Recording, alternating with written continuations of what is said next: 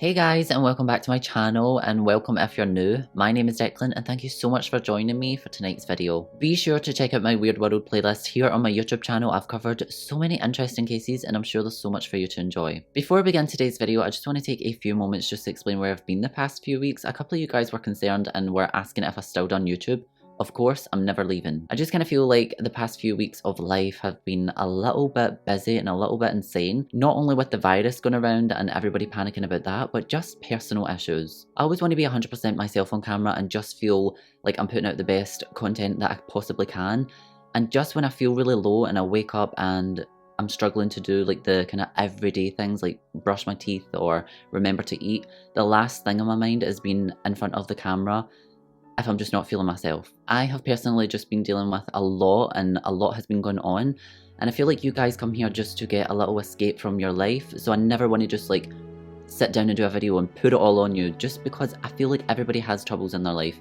So I like to just gather myself, get it together, get a new video prepared, and then feel 100% when I'm ready. Anyways, with that being said, I'm not feeling 100% myself yet, but I'm sure I will in no time. I am back and I am excited to be back. The case that I'm about to tell you guys is so confusing. It has gone 33 years with so many unanswered questions. This is Weird World Season 2, and this is the unsolved kidnapping of Kem SuLage.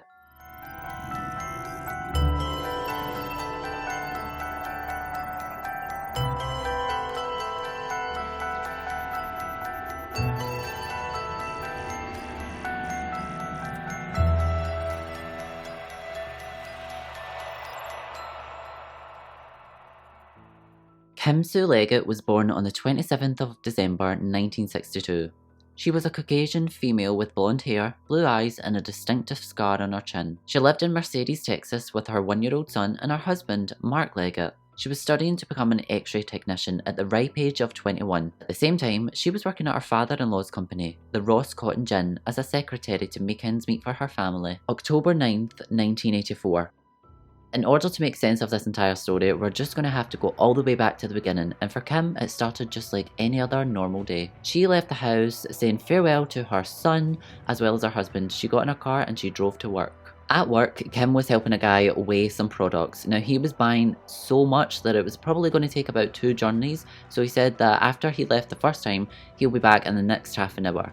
Now start the timer, because in this next half an hour, Kem would vanish off the face of the earth, never to be seen again. At the same time this guy left, or roughly relatively close, we don't know the exact time, but Kem was seen standing, leaning against her car, talking to 2 unidentified men. Just a few feet away from them was a white car. Now they're describing it as a white sports car, they're not really certain, but that's what they're going with. Nobody knew who this car belonged to or even how it got there. But again, nobody questioned it because it's just a car. Why would you think anything was up with it? It could have been another employee's, or it could have just been someone that randomly parked there. Or, unaware to them, it could have just been another customer that was inside, or someone visiting. Who knows? The theories are endless. But basically, it was just a car, so nobody thought anything of it. The current time is now 4:45. Meet Sharon and Lefty Gardner, Kem's parents. Keep in mind, at this point, it is just 15 minutes until that first customer returns back to buy the next lot of products. At the Gardner residence, they receive a phone call, to which Sharon picks up first. She described the person who called her as being a young male with no distinctive accent. Sharon asks a typical question when someone calls you that you don't know, "Who's this?" and then the line just goes dead. Moments later, they receive a second phone call, and this time Lefty picks up.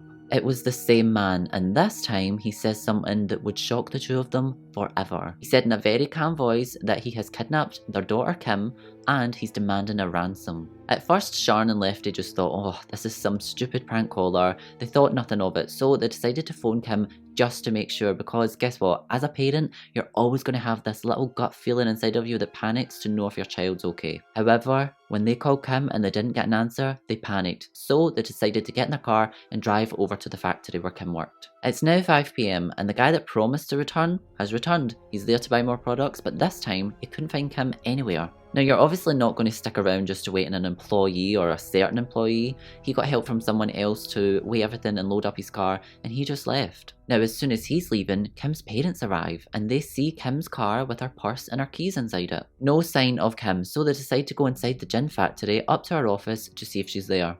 Once they arrive at her office, they see her textbook is lying open with a calculator right beside it turned on, but Kem was gone. Just a few days after Kim's disappearance, the Gardners get a letter through the door, and it's demanding that they pay $250,000 for the return of Kim. But here's the strangest part. The letter? It was written by Kim. However, the envelope that it came in was written by a complete stranger. Nobody knew who wrote that. Are you confused yet?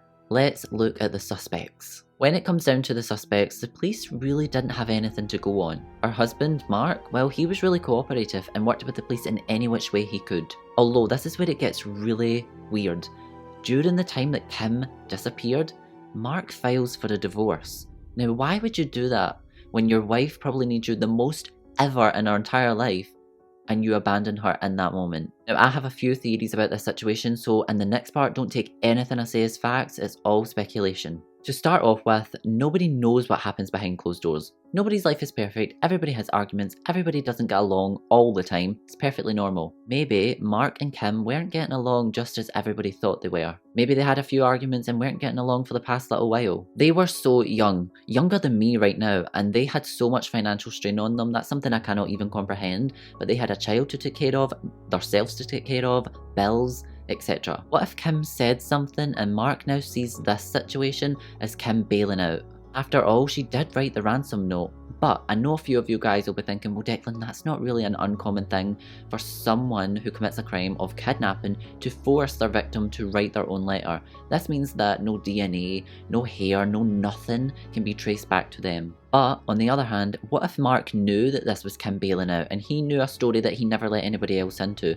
What if Kim said something, or she maybe had a plan like this to run away, and now he's just realising that he was just left abandoned? Or maybe Mark divorced her because he wanted to get away from the situation as fast as possible. Maybe he thought once he was cleared that if he just cut all ties with the family, if anything else came up, it was kind of an easy escape for him. And then there was speculation about her stepdad, Lefty. He was a member and a pilot of the Confederate Air Force. It was thrown around that he was approached by a mob boss and he was asked if he would smuggle goods into Mexico. But when he declined, they decided to take him as a punishment. I really don't know what to believe, but I do feel that these theories, each in their own way, do make a lot of sense. Although, it wouldn't be a cold case if something didn't go wrong with the crime scene straight away, right? I feel like a lot of these cases start off with a bunch of cops that seem to be cocky and they don't treat the crime scene as well as they should. I think they just assume that the person ran away and they'll find them and they'll be back in no time, and this actually is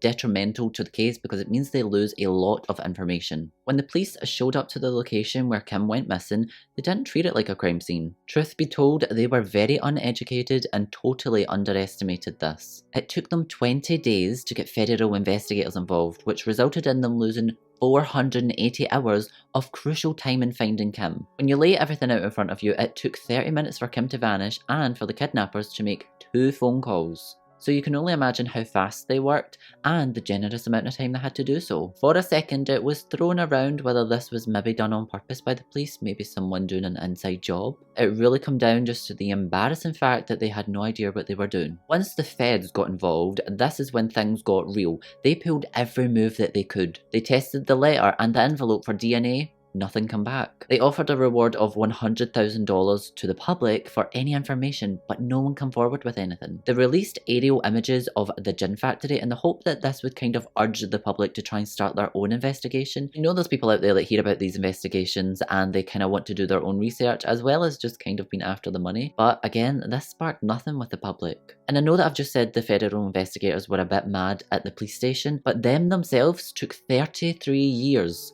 to release pictures of what these 2 unidentified men looked like, and this is what they look like right now on the screen. It took them over 30 years to release these images of what these 2 unidentified men look like, and to this day, still, nobody knows who they are. Kim's mother, Sharon, well, she was going to receive numerous phone calls and letters over the next few years. Of course, some of these calls would be sick pranks of people just getting a kick out of whatever, but who knows if any of them were actually real and they just weren't taken seriously because she was bombarded with so much fake ones. Some of these phone calls were extremely sick and cruel. One of them, all Sharon could hear on the other end was a baby crying and calling out for its mother. She was also sent various postcards from different countries. About 6 years after Kem went missing, Sharon decided that she needed to move away.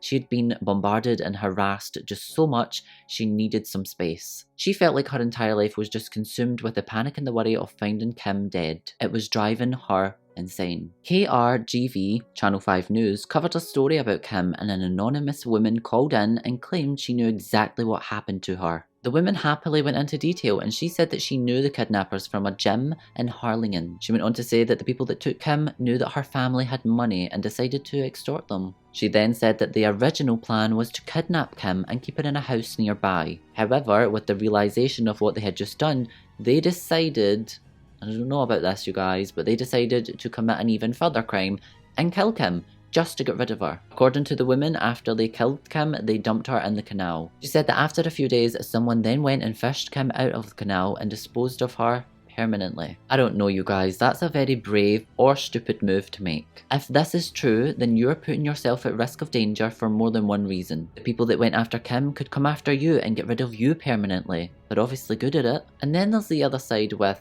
how did she know this stuff? Was she a part of this and realised that it was never too late to do the right thing? Or did she know who'd done it? Maybe like a family member or a friend? Didn't really want to give a name, but gave them enough to go on? Could it have been her husband, her friend, her brother, her son? Somebody in her life. Either way, definitely putting your family at risk if it's not true. Then there's the other very popular one, where people, random people across the world, like to phone in and confess to crimes that they haven't done, or give false information just to get some type of kick out of it. You're messing with a family that are already going through a really traumatic time. Do you really have to add to it just to get a kick? And then also it's very dangerous because you're messing with a federal investigation. Why would you risk getting in serious trouble just for a prank? It's hard to believe, but unfortunately there are people out there that get a thrill with changing the direction of an investigation because they feel like now they're included somehow. It almost feels like they get a little bit of power and attention with this. Authorities ended up interviewing this woman and the people that she accused, and nothing came back. They didn't really believe her story because it just didn't add up. Of course, there's someone out there that knows what happened to Kem. I personally think that the two unidentified men, they do seem shady, but is it too easy to point the finger at them? I mean, they did stand out in a public area having a full-blown conversation with Kem and then go and make 2 phone calls to her parents. If you were going to commit a crime like this, would you not just do it as fast as possible and get the hell out there in case anybody recognised you? I mean, okay, no one did recognise them, but how were they to be sure of that? Maybe they were just 2 customers that struck up a conversation with a good looking girl and she was just humouring them. It's a place of work, so general chit chat with the customers, it's not really a new thing. And then there's Lefty, her stepdad. If he was approached by these mob bosses, they don't play around. When they ask you to do something, they aren't actually asking you to do it. It's a rhetorical question. They're basically seeing how much they can trust you by your answer. If you're not loyal enough and say yes, then yes, sometimes they will take it out on your family because they know how much you care about them. Could it be possible that he done the right thing and said no, but his family ended up getting the brunt of it? And then there's Mark. Now this one does confuse me because if she did go missing for some other reason, why would you divorce her? So say he had no idea why she would go missing. Why would he just divorce her in that time, knowing fine well it would make him look guilty? But then also if he went on to divorce her because of something that she said and he never let anybody else know, then that still in turn is going to make you look a bit guilty. Or it's going to make you look like a horrible husband because you chose to leave your wife during the one time in life she probably needs you the most. And then there's Kem herself, raising a child, balancing marriage, paying bills, running 2 jobs while in education, personal problems that everybody has. Maybe she just snapped and decided that she wanted a new life. Maybe that's why those 2 unidentified guys stuck around so long. Maybe she knew them and it was a plan that they had. And then, last but not least, there's that car. Whatever happened to that car? Nobody knows. The police concluded that Kem's disappearance involved some sort of foul play. The 20 unaccounted for days that the federal investigators didn't have to the case really messed up their chances in finding out what happened to Kem. But what do you guys think happened to Kem? Sound off in the comments below so that I can try and make more sense of this case. I really hope that you guys found this video interesting. Like, subscribe, follow me on social medias. It is this right here, Declan Finesse. On all accounts, do the whole thing. This was Weird World, and this was the unsolved kidnapping of Kem SuLage. I'll hopefully see you guys in my next video.